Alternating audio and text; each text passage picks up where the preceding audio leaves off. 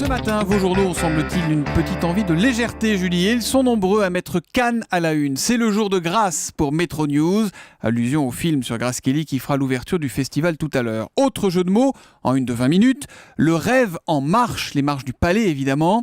Cette année, ce sera paillettes et scandales. Comme aux grandes heures, se réjouit le Dauphiné qui évoque largement le film sur l'affaire DSK. Et puis l'autre sélection qui fait parler ce matin, c'est celle de Didier Deschamps. Et maintenant, à eux de jouer, lance Sud-Ouest qui a mis les 23 joueurs qui iront à la Coupe du Monde en format vignette Panini à la une. 23 bleus pour un rêve, s'enflamme le Télégramme. C'est le Commando Brésil, enchaîne l'équipe. Vos journaux s'inquiètent par ailleurs de la dernière étude publiée sur la dangerosité du téléphone portable. Étude réalisée par des chercheurs de Bordeaux et qui confirme le risque de cancer du cerveau chez les gros utilisateurs, nous explique le Figaro. Rien de systématique, mais un faisceau d'indices comme on dit.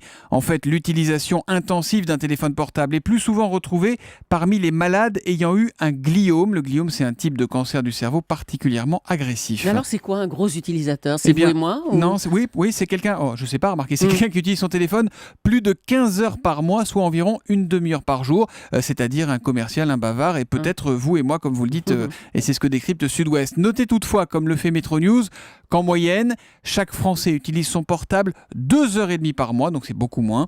Conclusion du professeur Roger Salomon qui a parrainé les travaux des deux chercheurs bordelais. Il n'est pas question d'inquiéter inutilement la population. Conseil utile quand même, utiliser une oreillette. Et puis pour finir, je voudrais, Julie, vous parler de Camille Lepage, cette jeune journaliste de 26 ans assassinée en Centrafrique et dont le corps a été retrouvé hier. Elle est sans doute tombée dans un guet-apens, a déclaré François Hollande. Direct Matin ou encore Le Parisien, pour qui cette reporter avait réalisé un dossier de plusieurs pages sur le pays en novembre dernier, lui rendent hommage ce matin. Rappelle aussi que la jeune femme avait collaboré avec Libération, Le Monde, Time ou encore le Sunday Times.